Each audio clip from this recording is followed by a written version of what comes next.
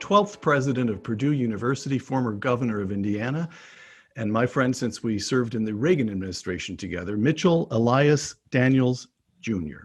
Mitch, thanks for taking the time to join us, and welcome everybody to a special Plague Time edition of Uncommon Knowledge with Peter Robinson. Peter Robinson is shooting at home. You're in your office. I am. Got it. On to Purdue in a moment, but first the country. You've lived in Indiana since the 1970s. You served as governor for 8 years. On protests this past Friday in Indianapolis, the state capital, and I'm quoting from the Indianapolis Star, the protests started peacefully, but as night fell, it turned violent. At least 30 businesses were damaged. A drugstore was set ablaze. Some stores were looted. How does the president of Purdue University hope his students think about what is taking place in the country? We don't have any students to speak of here on campus right now for the obvious reason, so it's a little hard to gauge how they view this or react to this. I hope with the same sadness that I think most of us feel. One can only hope that justice is brought where it appears to be so obviously necessary, where this all started, and that other people conclude that harming others and innocent people is not the appropriate response, and is not an effective way to advance a good cause. All right. Heather McDonald in the City Journal last night, the ideological handmaiden of this violence, academia, has already sprung into action. The chancellors and presidents of Harvard, the University of Arizona, the University of Pennsylvania, Yale, among others, have released statements over the weekend assuring their students of their school's commitment to racial equality. No college leader denounced the violence. Too early for a comment, or is there a general failing on the part of academia in this country? I don't know, Peter. I haven't tracked what all are saying. I think probably some of them spoke before the violence or the worst of it occurred. I can't believe that any of those people condone, let alone approve of the harm that comes to folks. 3 people were killed in Indianapolis over the weekend. Oh, they were. I didn't read that. Well, you didn't. It was in the middle of paragraph 5 of this morning's article. Maybe the paper had not had enough time to catch up to the events further, but those were, at least the ones I know about, those were African Americans. They were not killed by police officers. Their lives surely matter as much as anyone's. So I don't take the silence of those who as necessarily reflecting their viewpoints, and I'm sure they don't. All right. The reopening, 2 quotations, Mitch, if I may. President Daniels, former Governor Daniels, but I can't help myself. We've known each other so long. Mitch. You were right the first time. All right. President Christopher Eisgruber of Princeton, your own alma mater. This is in a statement to the Princeton community of a few days ago. Princeton will wait until early July before deciding whether our undergraduate teaching program will be online or residential in the fall term, close quote. President Mitch Daniels of Purdue, in a recent column in the Washington Post, quote, 45,000 young people are telling us they want to be here this fall. To tell them, sorry, we're too incompetent or too fearful to figure out how to protect your elders, so you have to disrupt your education, would be a gross disservice to them and a default of our responsibility, close quote. What does Purdue know that Princeton doesn't? I think we're in very different situations. We have, 7 or 8 times as many students here as there. Maybe they can afford to wait that long. The reason that we enunciated our position as early as we did really was a practical one, Peter, namely that there is a lot to do if we're going to completely transform the way we teach, the way we house, the way we feed, the way we conduct all our activities here on this campus in a way that protects people, certainly those who are at risk and greatest risk. I just thought we needed every day. We have an extraordinarily detailed action plan across 6 different realms: learning and curriculum, physical facilities, testing and tracing and surveillance, and so forth. And I'm sitting on top of those teams on a daily basis, and we believe we're in a race with the calendar to be as prepared as we can be. And at our scale, I think it would have been a serious practical mistake to wait. Obviously, the longer we wait, the more we know, and there will be more information. But sometimes in life, you have to act on the information that you have, and we thought we had enough to justify moving. All right. I can't draw you into attacking people I now realize have become your colleagues, the presidents and chancellors and so forth of this country. So I'm going to quit that line of attack, which was one I was really looking forward to. I was going to try hard to draw you to say. Well, I try not to attack anyone, but you can keep. But go ahead, have at it, Peter. Maybe you can. This notion, it seems to me pretty implicit. That is strong language, a gross disservice to our students. You point out in the same column that it's very clear. What almost no other university president is saying is obvious to everyone at this point.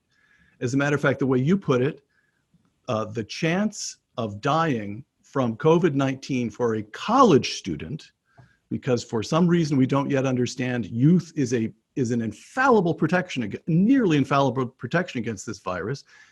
The chance of dying of COVID-19 for a college student doesn't even make the top 10 causes of death, lower than car accidents, lower than suicides.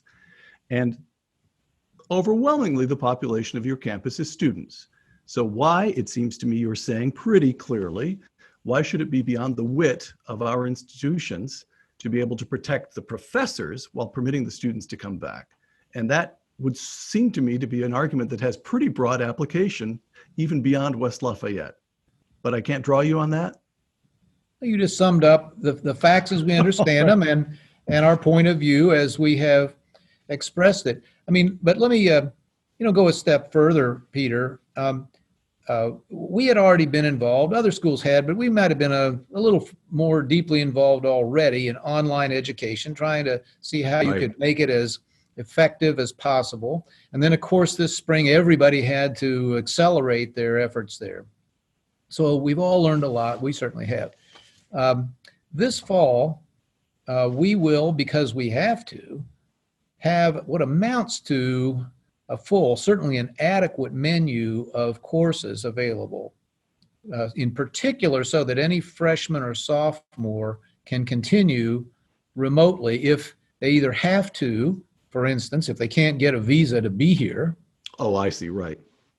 Or if they choose to, because they, having viewed all the precautions, and we'll let them know all the extraordinary things we're doing, all the investments we're making, but if they conclude, or their families do, that it's still too iffy, then we'll have this option for them. No one has to come. You're not insisting the kids come back. That's right. Now, I will say there's a reciprocal message that we'll be sending, and that is, if you're planning to come to campus, which clearly the vast majority want to do and believe is important to their getting the full education that we try to provide. If you're planning to come to campus, then we expect you to pitch in. There's a Protect Purdue pledge, which we have devised. It's very specific, everything from monitoring one's own symptoms, taking one's own temperature, self-quarantining at the first sign, submitting to testing, wearing a mask indoors at all times, and so forth. And we'll be saying to the kids, if you're not prepared to do that, then you better take the online option, because we're going to need everybody's cooperation to make this place safe as it can be. You mentioned that you were a little ahead in going online. Were you ever? In 2017, you purchased an online for-profit educational enterprise, Kaplan University. Lots of people will be familiar with the name Kaplan from the test prep company, which I believe the Washington Post still owns. You just bought the online Kaplan University. You renamed it Purdue Global. What was the thinking?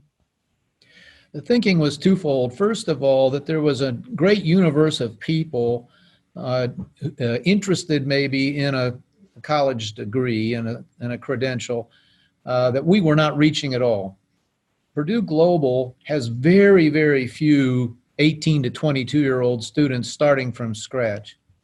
The audience it addresses is that astonishingly high number of Americans, 35 to 40 million of them, who are adults. They're working. Many have family obligations as well. That's the number of people who started college and didn't finish. I'm not even talking about those who never got started at all. And 35 to 40 million started, yes, but didn't finish. Twice as many such people as all the 18 to 24-year-olds on the campuses that we typically talk about and think about. So we're a land-grant school. We were placed here in the post-Civil War era with our sister schools to expand access to higher education very broadly. And in the 21st century, we decided a land-grant school needs to add, I call it sometimes the third concentric circle. So we started with what Abe Lincoln and his allies called the sons of toil. It's an antiquated term today, but the sons and daughters of the working class, basically. And after the Second World War, the GI Bill expanded things even further to many, at that time, men who had missed out on college because they were doing something rather important for the future of the country. And now I think of this as the third circle, working adults in a world, in a knowledge economy where a post-secondary credential matters a lot to income and job prospects as a way to reach them. So that was reason number one, and we're very pleased with it. We have a growing number, well over 30,000 students. Mm-hmm. We just graduated another 1,000 at the most recent virtual commencement the other day. Purdue Global provides what kind of certificate or degree or diploma? Basically bachelor's degrees and many masters. Really? Yes. These are not just certificate programs. These are real diplomas from Purdue University. No, these are degree programs. A typical student gets credit or some credit for the college that they attempted before, possibly for the military service and training they got there, things like that. Right. But now there was a second reason, and that is that I felt we were not making any reasonable progress at Purdue proper toward the capabilities in online or remote or digital education that the future was going to demand. And I thought we could learn a lot from people who had been doing that successfully, and we have. But I do want to differentiate, because many people just don't understand this, the audiences that we're serving. Right. Almost everybody at Purdue or its regional campuses is a younger person,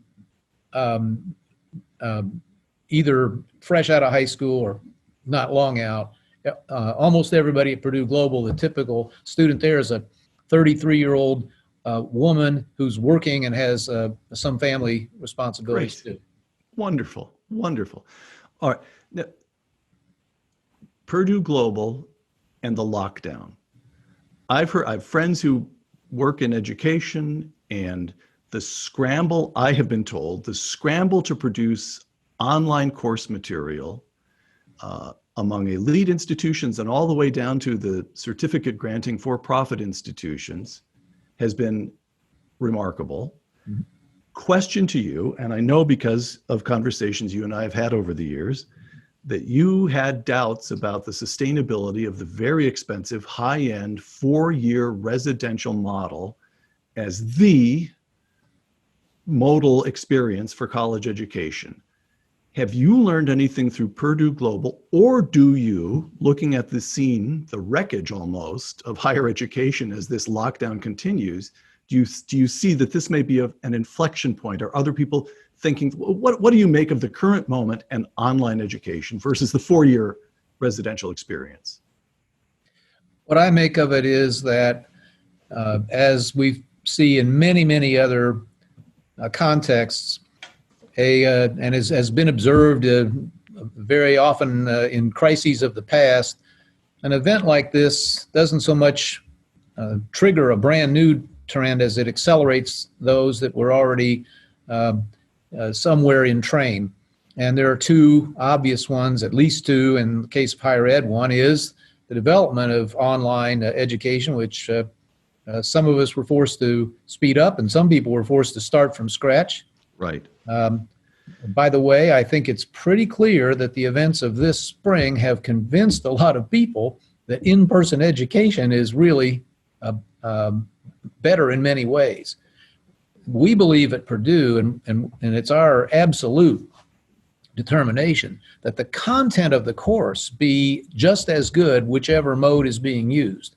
Right. But the online version cannot replicate the interaction with faculty, the interaction with fellow students who may be studying the same thing, let's be honest, the socialization and maturity process that can happen at a college campus. And so in any event, we certainly discern among those students who now spent part of this spring, either as a high school senior, maybe especially as a high school senior, or as a college student who was suddenly thrust back into the home, a belief that they want to get back to campus.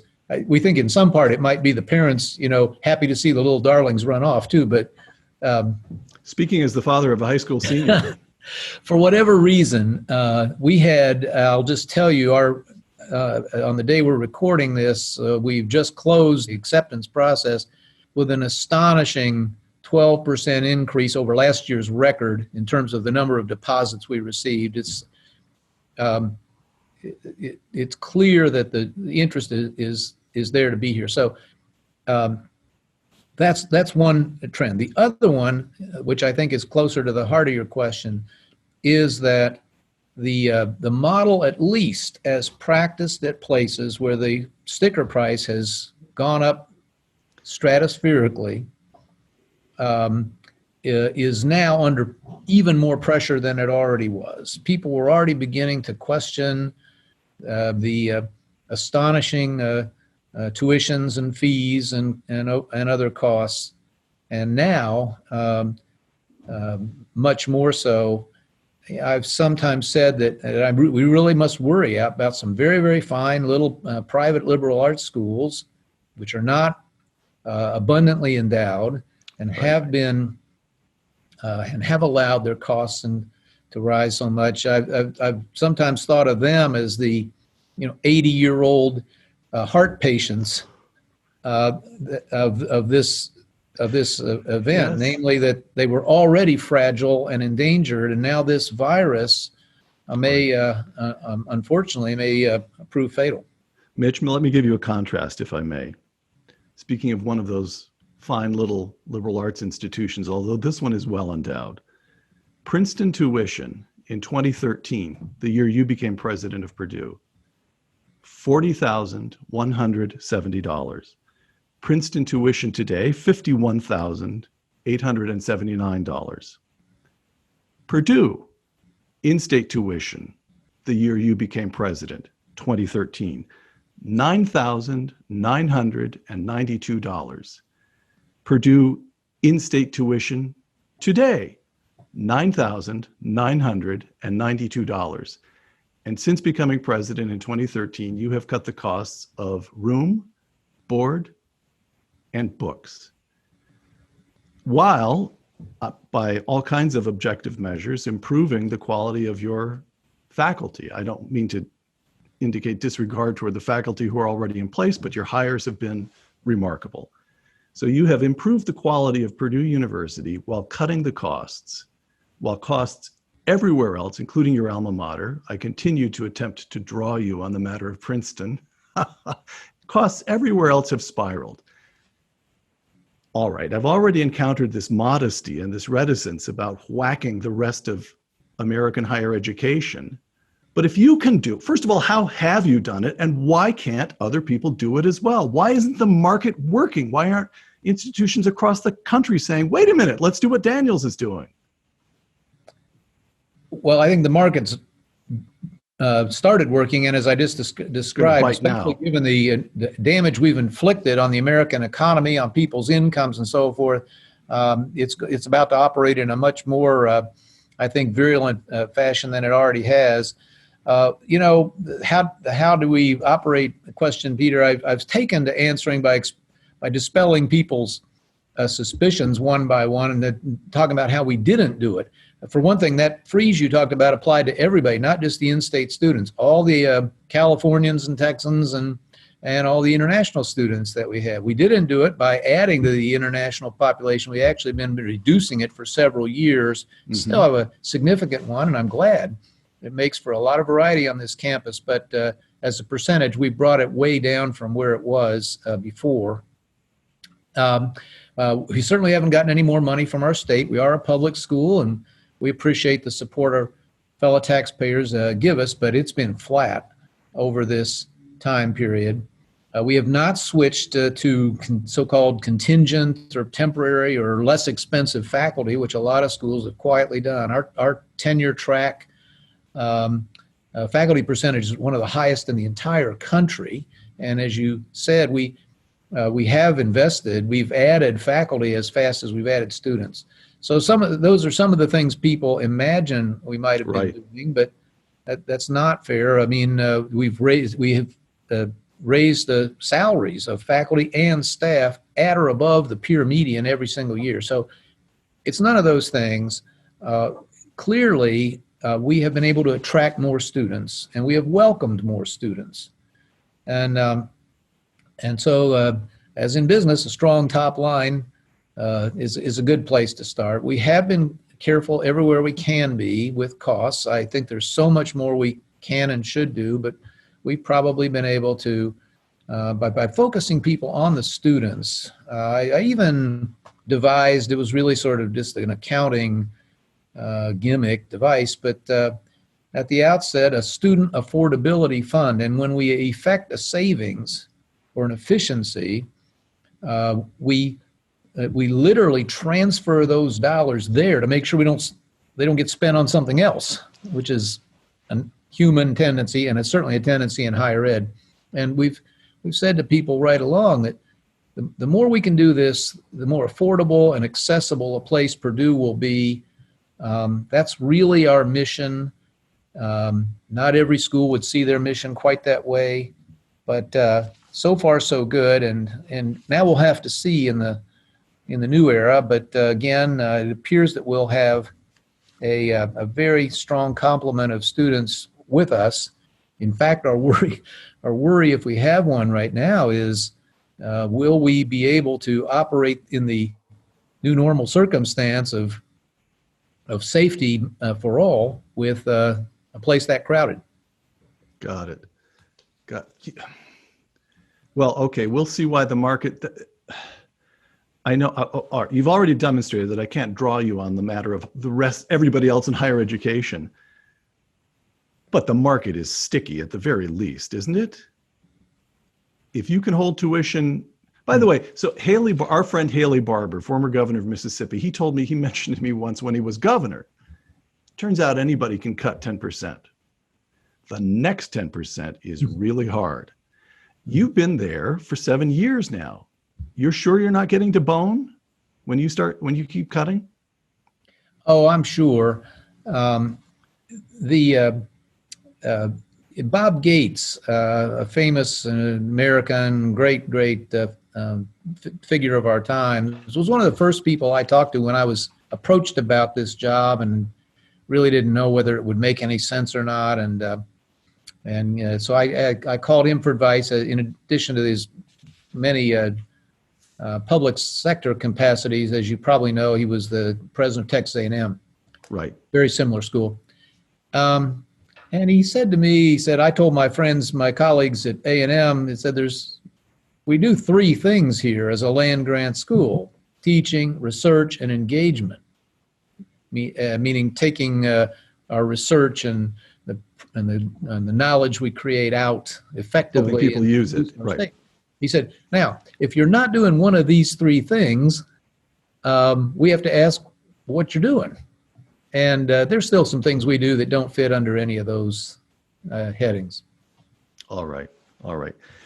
Mitch, the question of values. Purdue University, land-grant institutions founded in 1869, just over 150 years ago. You celebrated your 150th anniversary last year. And in those days, I'm going to assert, no university in America needed to spell out its fundamental or underlying values because the Judeo-Christian worldview was so implicitly assumed across the country. And now, of course, we have far fewer Americans who accept that worldview. And I'm just wondering, I listened to your commencement addresses, I listened to you talk about your mission as a land-grant university. All of this comes from a deep sense of values. I'm sure that's what makes your commencement addresses resonate. Every single one of them goes viral. I check on YouTube, and commencement addresses from years back have hundreds of thousands of views.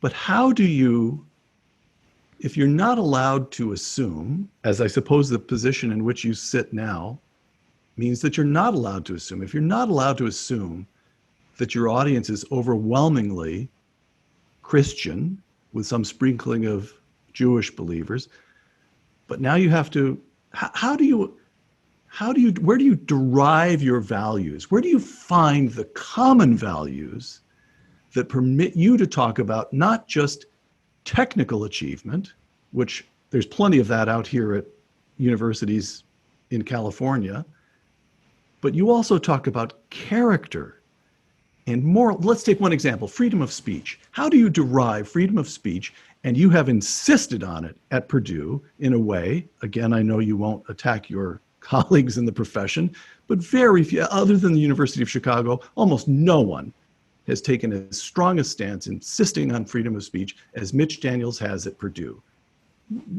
Where does the value come from? How do you found it, or how do you ground it, rather? Well, it's a very good example. And so there are a couple ways that can be answered. I mean, one is that this is a fundamental human right. Even people whose worldview these days I might worry about, I might find authoritarian or overly paternalistic, disrespectful of individual dignity. But even folks like that, I think, believe that freedom of speech is a right that they have and that all of us do. But it's very interesting, I think, in the higher ed context. It's been well pointed out that limitations on speech are the enemy of knowledge. Knowledge cannot advance except through the collision of ideas. John Stuart Mill said, if I get this right, when both the sentry goes to sleep when the enemy leaves the field, something like that. His point being that it's only through argument, it's only through challenge, it's only through the heretics who don't believe that a given scientific theory of the science of today is exactly correct, that knowledge advances. And so the entire core of higher ed is threatened when speech is conformity of thought and conformity of speech is enforced either directly or through peer pressure. All right. I'm going to ask a question that may be a problem for you. So if you want to duck it, I'll understand. But of course, you served as chief of staff to the legendary Indiana Senator Richard Lugar, Republican. You served as OMB director for President George W. Bush, Republican. So I am sure that you have to be very careful to demonstrate that you're not partisan in your current, I know this because we've talked about it. You have to demonstrate you're not partisan in your current position. However, all right, here's a quotation from Yuval Levin's new book, A Time to Build. It was published earlier this year. Marvelous book. In 1969, a quarter of American professors described themselves as right of center. By 1999, the figure was down to 12%. Recent surveys have put the number below 1 in 10, and the situation is far worse in the social sciences and the humanities. As political scientist John Shields noted in 2018, quote, by some prominent measures, Republicans make up 4% of historians, 3% of sociologists, and a mere 2% of literature professors, close quote. All right. Of course, you're not going to go around Purdue and saying, are you a Democrat or Republican? Your faculty wouldn't begin to stand for even the merest indication that you were thinking in those terms. On the other hand, if you have academia monolithically on one side of the political spectrum, that means your recruiting pool is tainted, or at least affected. I shouldn't say tainted. How do you deal with this when the argument is it's become so extreme that it affects the ability of the institution to give the kids a straightforward education? Well, there's no point in arguing about the facts. They've been established over and over and over again, and Yuval was only the most recent to tally them up. It's so I don't think it's a great mystery. Higher ed is a self-selection process, basically, and we've all seen corporate boards of directors select people like themselves, yes, and yes. Sometimes to the detriment of the enterprise, but it's just a human trait, and so no sense spending much more time on that. Again, I would just say that we try to remind everyone, and I will say that there are many people who who hold to the views you just described, who do, I think, understand and advocate for freedom and diversity of thought.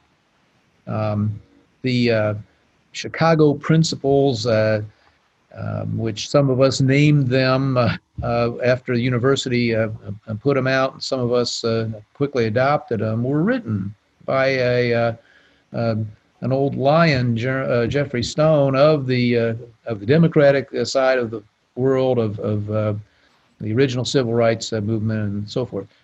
So I don't necessarily despair at that. We do try to be vigilant to make certain that people are not being told, they're being told what to think as opposed to how to think. Mm-hmm. And it happens now and then, and we report the complaint promptly, as we would any harassment complaint, and hopefully the behavior is not repeated. But we here at Purdue are in a little better position, I think, than most. And Peter, very honestly, first of all, we are one of the most STEM-centric, to use the current acronym, schools in the country. More than 2/3 of our students are studying a scientific discipline, something founded on objective facts, and right. And therefore the people teaching them they probably have strong views about public issues, but that's not the content of the class. It's not the focus of their careers. And secondly, although we draw students from everywhere, and only about half our students are from Indiana, but there is, to some extent, I believe, a different center of gravity here, a little more of a balanced perspective that both the faculty and the students bring.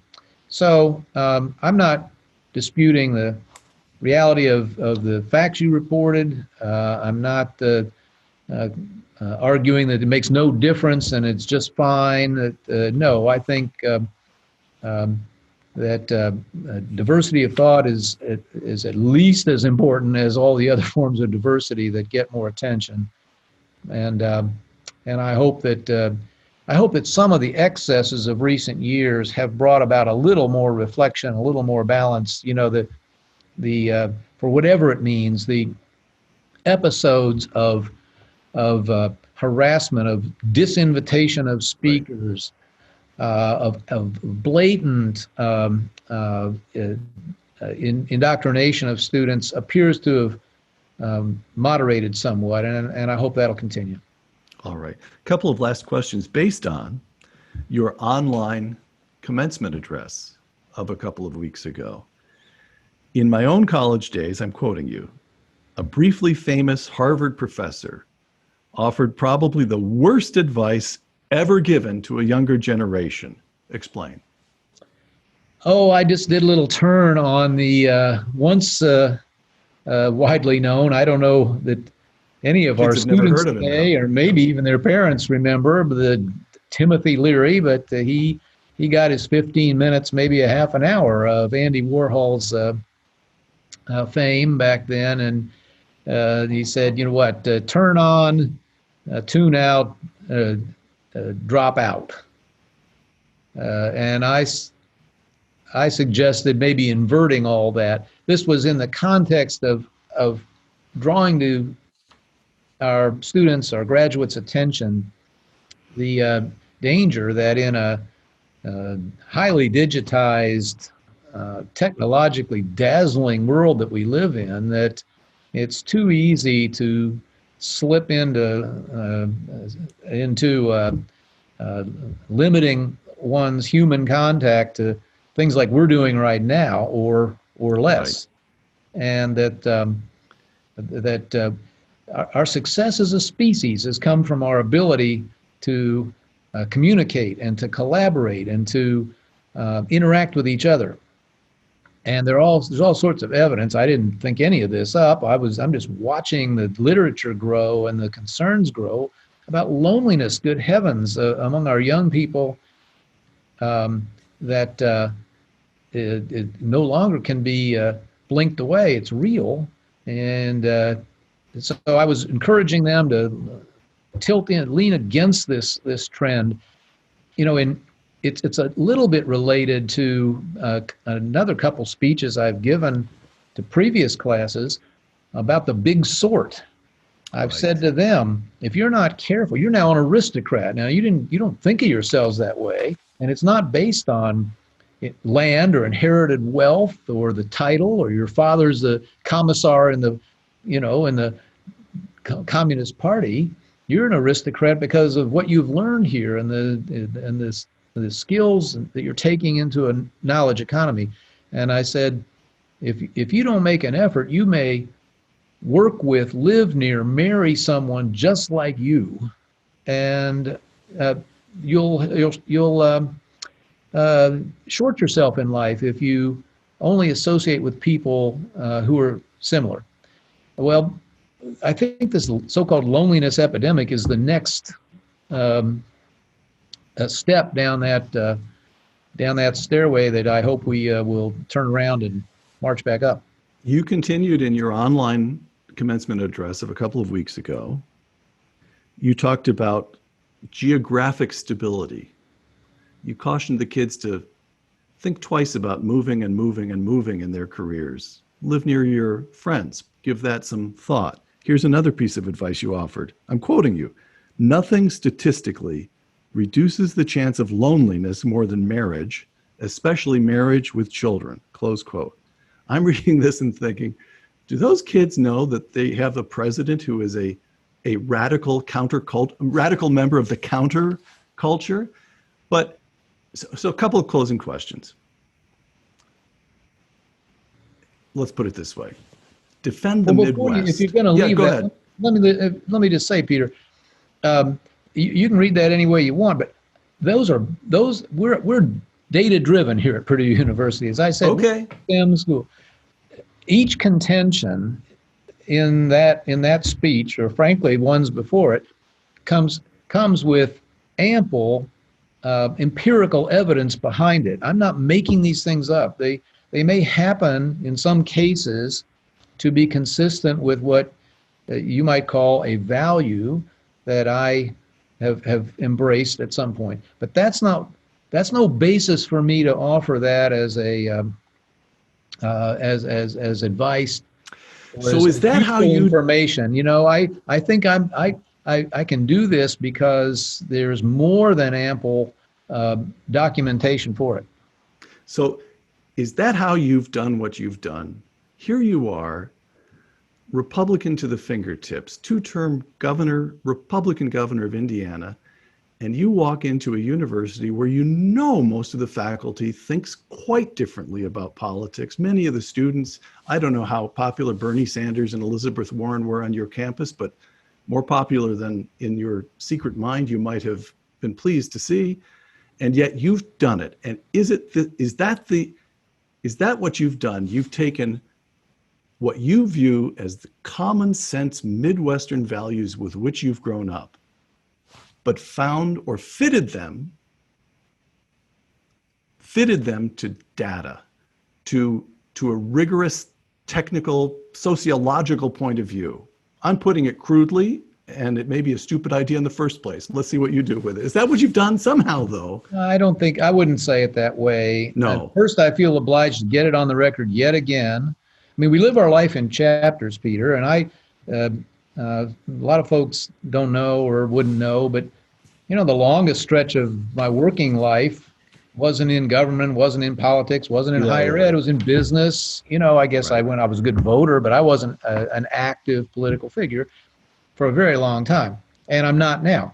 On the day I accepted this job, I still had 6 months to go in the last job. There was a campaign that fall. I abstained from it, which was not well received by my allies at the time in the Republican Party, but I asked them to understand that out of respect for a public institution, I was done with partisan politics as long as I was here. I have not had a single thing to say, taken a single active step, made a dollar of donation, nothing in partisan politics from that moment on. So with that disclaimer, I think I'll just say that I've simply tried to do right by this institution.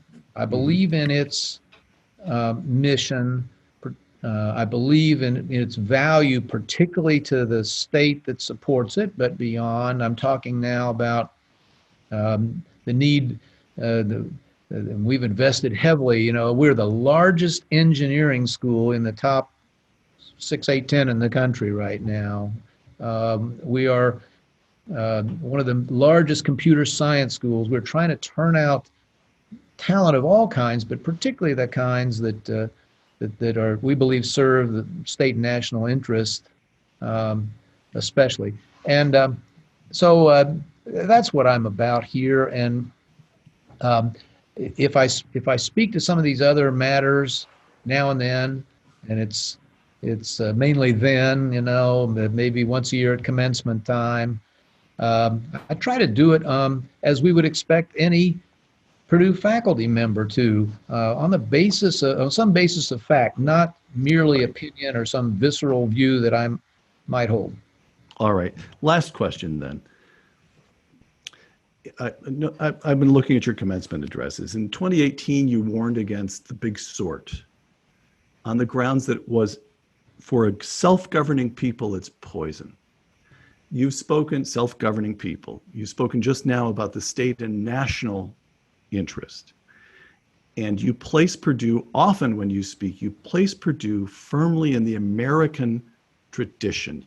You're a land-grant university with a specific mission, a specific geography, one of the great institutions in the middle of the country that was founded with a specific purpose in the American tradition. Mm-hmm. All right.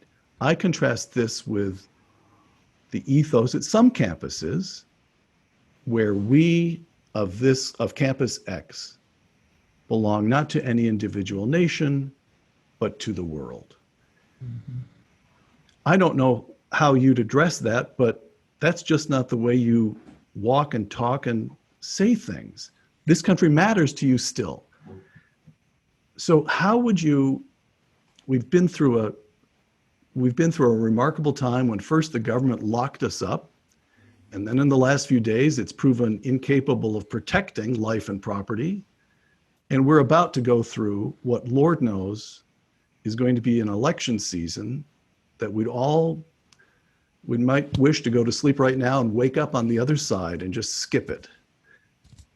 What would you say to students at Purdue, overwhelmingly Americans, although you do have a large international population, I'm going to stipulate that to save you the time of doing so.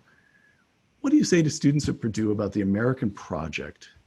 Is it still worth their time, or is the whole thing, are the wheels coming off, and should they just pay attention to their families and their careers? How should they think about this? I guess I would start by saying that the nation, this is a nation founded on with a commitment to individual freedom and dignity, that Purdue University was created very much as an extension of that project. Project's a good word. We're a work in process. We are still very imperfect, and we, more I think than most people's, Americans have always held themselves up for inspection and been self-critical, and we better always be. But it's still an exercise in self-government, the kind that is fitted to people of dignity, creatures of dignity, individuals and of dignity. And but I guess I would tell them, if they ask me directly, this will be for you to decide. Every generation of Americans has to decide, what kind of people will we be? What kind of nation will we have? If at some point we decide the problems are just too big, or they're just we can't work them out among ourselves, that we need a higher authority, a dictator of some kind, then I guess that free people can choose such a future if they want.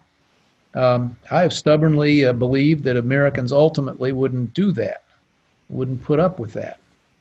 But there are always going to be folks, certainly in this country and everywhere, who are eager to order life for everybody else.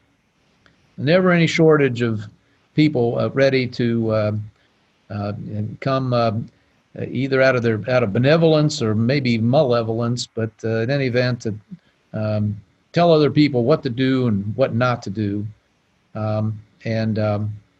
I believe that the kind of young people that we educate at this place ultimately will first not freely submit to that themselves. They will want to make their own decisions, lead their own lives. And secondly, that I hope they'll be the kind of people who can work with others. That one speech you talked about, I talked about tribalism, which is now right. A very commonly used term. And I think I said near the end of that talk, Boilermakers need to build bridges of all kinds, not just the physical kind, but bridges across these divides that have now riven our nation and our culture. And I still hope that higher ed, done well here and in countless other schools, will contribute to a way out of this current troubling time that leaves us a free people and a self-governing one. Mitch Daniels, 12th president of Purdue University, thank you. Always fun, Peter. Thanks. For Uncommon Knowledge, the Hoover Institution, and Fox Nation, I'm Peter Robinson.